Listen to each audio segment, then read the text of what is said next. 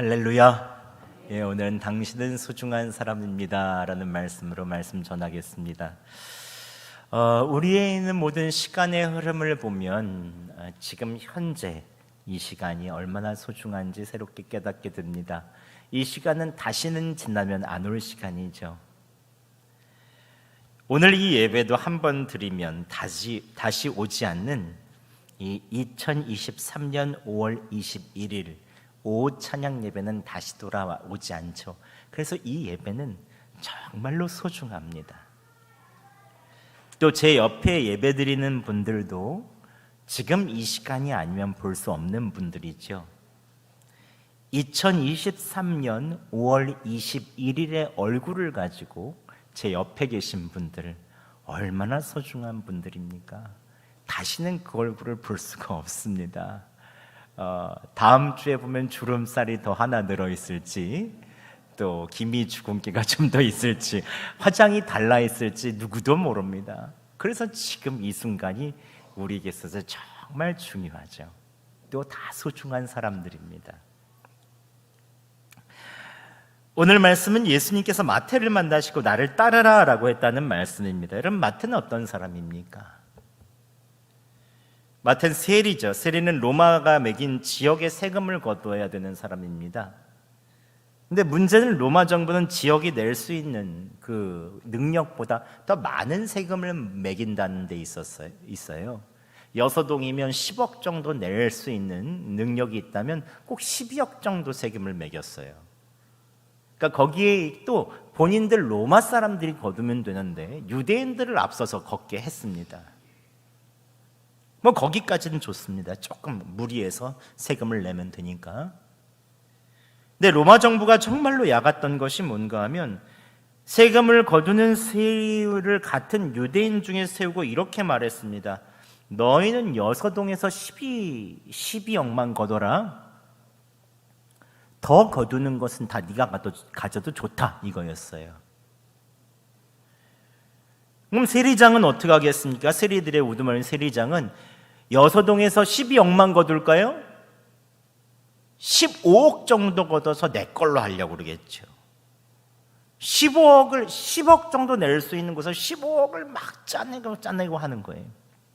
또 밑에 있는 세리들한테 뭐라고 얘기하냐면 너희들 15억만 거두면 좋다. 15억 이상 거두는 건 다 너희들 거다. 이렇게 얘기하는 거예요. 그럼 어떻게 하겠습니까? 다 내 이득을 얻기 위해서 더 짜내고 하니까 10억 정도 낼 수 있는 여서동에서 20억 정도의 세금을 거두는 거죠. 그러니까 사람들 미치는 거죠. 각 지역의 세리들이 악랄하게 고열을 짜내어 세금을 거두는 거죠. 세리들 입장이 그렇죠. 엄청나게 고열을 짜내야 자기들의 있는 수입을 맞출 수가 있는 거죠. 간신히 돈을 맞추고 먹고 살 수 있었습니다. 어떤 사람들은 아들과 딸을 담보로 잡기도 하고 세금을 많이 걷기 위해서 수단과 방법을 가리지 않았죠. 죄인의 대명사가 그래서 세리였고 로마에 앞장서서 가는 이 매국노 같은 사람들이 바로 이 세리였습니다. 오늘 마태는 세관에 앉아 있었다고 말합니다. 어떻게 앉아 있었을까요? 아마 무표정하게 돈을 세고 있었을 거라는 생각이 듭니다. 아마 마태에게 강제로 돈을 뺏은 수많은 사람들의 얼굴이 스쳐 지나갔을 것입니다. 멍하니 돈을 세고 있는 그 무표정한 얼굴 속에 많은 이야기들이 있었을 것입니다. 낫을 들고 차라리 나를 죽여라 하는 옆집 김씨 아저씨, 아빠를 괴롭히지 말고 차라리 나를 데려가세요 하는 옆집에 있는 딸 순이, 엄마를 끌고 가 막 울면서 우리 엄마 데려가지 말라고 하는 이 자녀들, 그럼에도 불구하고 세리장은 잔인하게 세금을 독촉했고 아마 마태는 돈을 강제로 거두면서 수많은 눈물과 수많은 사연들을 보았을 것입니다. 수많은 상처와 아픔들과 가난을 보았겠죠. 마태는 세관에서 무표정하게 하늘을 바라보며 때로는 돈을 세면서 하염없이 그냥 앉아 있었을 것입니다. 마태는 도구처럼 쓰여지는 자신의 인생이 초라했겠죠. 당장 이 일을 때려치고 싶다는 생각을 하루에도 12번도 더 했겠지만 살기 위해서 어쩔 수 없이 할 수밖에 없는 자신을 매일 바라보았을 것입니다. 어느새 그의 마음 가운데 감정은 사라지고 표정은 무표정이 되고 점점 기계처럼 되어갔을 것입니다. 네가 그만둬도 너 대신 할 사람은 세고 셌어. 세리장의 고함치는 소리를 들으며 마태의 하루는 매일마다 힘겨웠겠지요. 미국 지상파인 CBS 뉴스가 직장인의 만족도를 미국에서 조사했는데 응답자의 70%가 현재 직무에 냉담하거나 실증을 느끼고 있었다고 합니다. 그런데 그 중에 많은 사람들은 만족도는 고사하고 심지어 회사의 증오심까지 느끼는 직장인들이 많았다고 합니다. 이는 생산성 저하로 이어지는데 미국 전체의 연간 5,500억 달러, 약 636조 원의 비용 손실을 초래하고 있다고 갤럽은 밝혔습니다. 즉 사람들의 의욕이 꺾이고 내가 기계처럼 여겨지고 있고 직무에 지금 냉담하고 실증을 느끼는 것이 이만큼 국가의 피해가 되고 있는 것이죠. 그렇다면 우리나라는 어떨까요? 인크루트에서 며칠 전 상반기 직장 생활을 경험한 직장인 1086명을 대상으로 한 본인의 직장 생활에 대한 평가를 묻는 설문을 진행한 결과 직장인의 57%가 간신히 견디고 있다라고 답했다고 합니다. 간신히 견디고 있다. 다른 애와 다르지 않게 그냥 그렇다라고 응답한 사람 역시 28.9%, 30%가 됐습니다. 이와 반대로 회사 생활에 대해 점점 일도 재밌고 익숙해지고 있다가 8.4%, 일이 좋고 같이 일하는 사람들도 즐겁다가 5.1%, 긍정적인 대답을 한 사람들은 단 13%였습니다. 불만족자가 85%가 넘습니다. 미국의 70%보다 훨씬 많은 것이죠. 이것을 점수로 환산했는데 한국인의 직장 생활을 점수로 표현하면 100점 만점에 54.3점이더라고요. 여러분 성적 평균 수우미양 가면 수가 90점 이상, 우가 80점 이상, 미가 70점 이상, 양이 60점 이상이면 우리나라 직장인들의 직장생활 만족도가 수미양가 중에 뭡니까? 가져가. 낙제인 거예요, 낙제. 우리나라 어린이와 청소년도 주관적 행복지수가 OECD 국가 중에 꼴찌라고 하죠. 이러면 생존할 수밖에 없어서 어쩔 수 없게 사는 삶, 먹고 살기 위해서 그냥 사는 삶, 이게 얼마나 불행한 삶입니까? 커다란 공장의 부속품처럼 내가 낡아지면 교체될 수밖에 없는 운명으로 사는 삶, 이게 얼마나 매일마다 두렵고 전전긍긍합니까? 나도 교체될 수 있구나. 불만족스럽고 재미가 없잖아요. 그러면 이마트에 가보면 어느 마트에 가보면 거기 보면 참치 캔들이 이만큼씩 쌓여 있잖아요. 하나 그냥 가져가도 모르는 거예요. 그냥 누가 집어가면 또 보충하고 누가 집어만 또 보충하면 되고. 그렇다면 여러분 어떻게 하면 우리의 삶이 행복할 수 있겠습니까? 어떻게 하면 어제보다 오늘이, 오늘보다 내일을 더 만족하며 소망으로 살 수 있겠습니까? 오늘이 이 말씀을 보면서 함께 살펴보겠습니다. 간단히 두 가지만. 첫 번째는 여러분, 나 자신을 소중히 여기시기 바랍니다. 나 자신을 소중히 여기세요. 나르시스라고 해서 자기애에 빠지라는 얘기가 아닙니다. 하나님께서 창조하신 나 자신을 소중하게 여기는 것이 필요합니다. 오늘 예수님께서는 마태를 부르시죠. 오늘 본문에는 그곳을 떠나 지나가시다가 마태를 불렀다고 나와 있습니다. 하지만 예수님께서는 그냥 지나가시다가 우연히 사람들을 부르시는 분은 아니십니다. 예수님께서는 누구보다도 마태를 잘 아셨을 것입니다. 세관 중에서도 가장 갈등이 심한 사람, 세관에서 일하는 사람 중에 제일 낙심이 큰 사람, 내가 왜 사는가 한숨 쉬는 사람, 처자식이 있기 때문에 어쩔 수 없이 일할 수밖에 없는 그 사람을 주님은 부르십니다. 예수님은 마태에 찾아가서 말씀하시죠. 나를 따르라. 나를 따르라. 예수님께서 부르시는 나를 따르라라는 말씀 속에 깊은 메시지가 있습니다. 짧은 한마디 속에 세상 그 어느 사람 누구보다도 마태를 소중하게 여겨주고 싶으신 하나님의 마음이 있죠. 너는 그렇게 기계 같은 사람이 아니야. 너는 부속품같이 여겨질 사람이 아니야. 너는 나의 걸작품이야. 나의 사랑받기 위해서 태어났어. 내가 너를 소중히 여긴다. 너는 나의 제자가 되어라 하면서 주님께서 제자로서 다시 부르시죠. 예수님께서는 마태를 제자로 부르시며 소중히 여겨주고 싶으셨습니다. 하나님께서는 오늘날을 사는 우리들도 그 어느 누구보다도 소중히 여겨주고 싶으시죠. 바쁘고 나를 돌아볼 수 없고 매일 먹고 사는 문제에 푹 파여서 하나의 부속품처럼 느껴지는 그 어느 순간 주님은 우리를 부르십니다. 나를 따르라. 너는 소중하다. 너는 나의 제자다. 너는 부속품이 아니야. 하나님의 걸작품이야. 이 세상에 온 목적이 있어. 나를 따르라. 주님 말씀해 주시죠. 예수님께서 여러분의 가격을 매긴다면 얼마로 하시겠습니까? 여러분의 가격은 얼마나 치면 되겠습니까? 10원?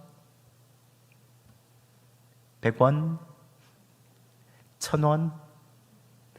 그거보다 좀 많습니까? 1억? 10억? 100억? 말이 없으세요. 뭐 아멘 정도 하나는 있어야지. 1조 정도? 예. 값으로 매길 수가 없다. 예. 여러분은 얼마짜리입니까? 예, 여러분 예수님짜리죠. 예수님짜리. 예수님께서 여러분을 위해서 십자가에 달려 돌아가셨죠. 영원하신 하나님의 계획 속에서 여러분을 구원하시기 위해서 십자가에 달려 돌아가실 정도로 여러분은 귀한 존재입니다. 믿으십니까? 예. 예수님의 가치만큼 있습니다. 예수님이 생명으로 여러분 살리셨죠. 돈으로 따질 수가 없죠. 우리 교회 성도들은 너무 똑똑하셔서 답을 다 알고 있어요. 예. 가치로 매길 수가 없죠. 여러분, 제가 좋아하는 그림이 하나 있습니다. 그것은 앤디 워홀의 액자 속의 통조림입니다. 보내주시죠. 이게 그림입니다. 원래는 캠벨 스프라는 통조림이 있는데 앤디 워홀이 이렇게 얘기했습니다. 이 캠벨 스프 통조림이 내 식탁에 있으면 생활이지만 액자 속에 있으면 예술이다. 멋있잖아요? 그렇죠? 예, 내 식탁 위에 있으면 생활이지만 액자 속이면 예술이다. 예. 참치 통조림 하나가 내 식탁 위에 있으면 평범한 통조림이죠. 하지만 액자 속에 딱 쓰여져 있으면 그것은 예술인 것입니다. 이게 누구의 작품인지, 무슨 의미가 있는지를 생각해 보게 되죠. 액자의 유무에 따라서 통조림도 예술이 됩니다. 이제 여러분의 삶에 액자를 씌워주시기 바랍니다.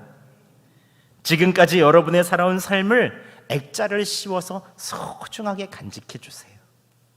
하나하나를 예술로 만드시기 바랍니다. 여러분을 스스로 중요한 사람으로 여겨주세요. 여러분 옆에 사람 한번 봐주시겠어요? 예, 그리고 이렇게 한번 이렇게 네모를 한번 해보시죠. 네모 옆에 사람에게 보시면서 이렇게 액자를 한번 얼굴에 씌워주세요. 다 한 번씩 이렇게 하시는 분 이렇게 하죠. 이렇게 씌워주세요. 여기 한번 보시고 이렇게 말씀해 주시는 겁니다. 당신은 예술입니다. 이렇게 했죠. 당신 예술입니다. 당신 예술입니다. 예술입니다. 예. 아이고, 예. 여러분 예술임을 믿으십니까? 여러분의 삶은 모두 다 걸작품입니다. 의미가 있죠. 이번 주에 모든 여러분의 삶이 여러분의 삶을 소중하게 여겨주시며 예수님의 눈으로 여러분을 보시며 소중하게 만들어주시기를 예수 그리스도의 이름으로 축원합니다. 또한 하나님께서 나를 중요한 사람임을 알았다면 내 주위의 사람들도 소중히 여겨주시기 바랍니다. 함께 10절 말씀 저희가 봉독하겠습니다. 시작. 예수께서 마태의 집에서 앉아 음식을 잡수실 때에 많은 세리와 죄인들이 와서 예수와 그의 제자들과 함께 앉았더니. 아멘. 예수님께서 마태의 집에서 식사하실 때 많은 세리와 죄인들이 다 몰려들었습니다. 예수님께서 가라고 하지 않으시고 함께 식탁 자리에 계십니다. 이것을 본 바리새인들은 손가락질하고 부정하다고 해도 예수님께서는 세리와 죄인들과 함께 식사를 하시죠. 이 자체의 행동이 무엇입니까? 너희가 나와 함께 식사할 정도로 소중하다. 그러면서 이렇게 말씀하십니다. 나는 의인을 부르러 온 것이 아니라 죄인을 부르러 왔다 하면서 이들을 소중하게 여겨주십니다. 마태뿐만 아니라 그 주변에 있는 사람들을 다 소중하게 여겨주시죠. 마태는 어땠을까요? 마태는 예수님께 이러한 마음을 느끼고 주변의 사람들을, 자기보다 못한 사람들을 평생 동안 소중히 여겨주었을 것입니다. 사랑받은 사람은 사랑을 주죠. 우리 주변에 하나님께서 만나게 하시는 사람들은 하나님께서 그냥 주시는 사람이 아닙니다. 모두 다 하나님의 섭리 가운데 있습니다. 내가 만나게 되는 사람들을 소중히 여기시고 하나님의 눈으로 바라보세요. 누구도 그냥 지나칠 사람은 없습니다. 특별히 여러분에게 와서 하소연을 하는 사람들이 있다면 그 사람들을 잘 보시기 바랍니다. 하나님께서 보내주신 사람일 가능성이 굉장히 높습니다. 그렇다면 그 사람이 소중하다는 것을 이야기해 줄 수 있는 좋은 방법이 무엇이 있을까요? 여러분, 작은 것을 칭찬해 주세요. 주변의 사람들을 소중하게 여기 위해서 꼭 칭찬을 해주시는 것이 필요합니다. 저는 음식점에서 특별히 작은 것에도 감사하며 칭찬합니다. 만드신 주인분께 꼭 나가면서 오늘 이게 맛있었어요. 너무 맛있는데요. 이야, 진짜 맛있습니다. 맛없으면 어떻게 하죠?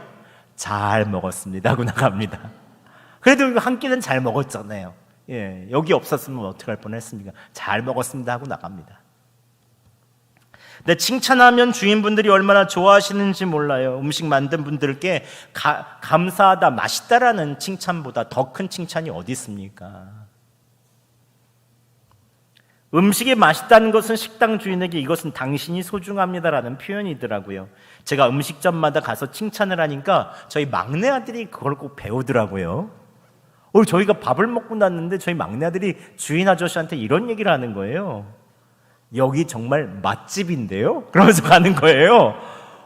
그러니까 저희 아들이 꼭 저희 아들이 있으면 서비스를 하나 받아도 더 받아요. 아니, 이게 칭찬이 그만큼 중요하더라고요.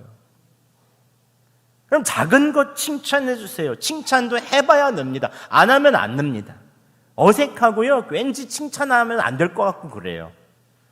어떤 사람들은 잘못된 것을 고쳐주는 것이 사랑이다, 지적해줘야 된다고 하지만 여러분, 칭찬은 고래도 춤추게 한다라는 말이 있지 않습니까?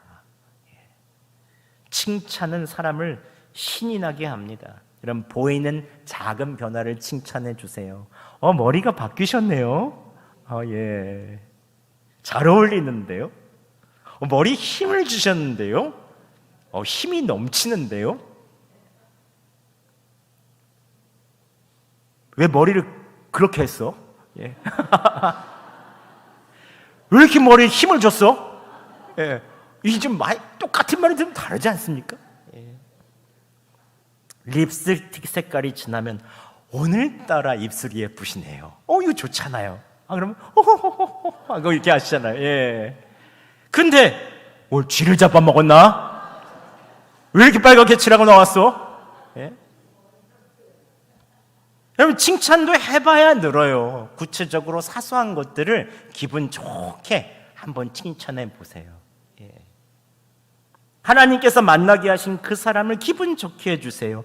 칭찬은 당신을 소중한 사람이다라는 것을 꼭 이야기해 주는 것입니다.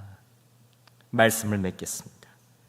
많은 사람들이 내가 소중한 사람이라는 것을 잃어버린 시대에 여러분에게 하나님께서는 주변 사람들에게 소중한 사람이라고 이야기하는 통로가 되어주시기를 원하십니다.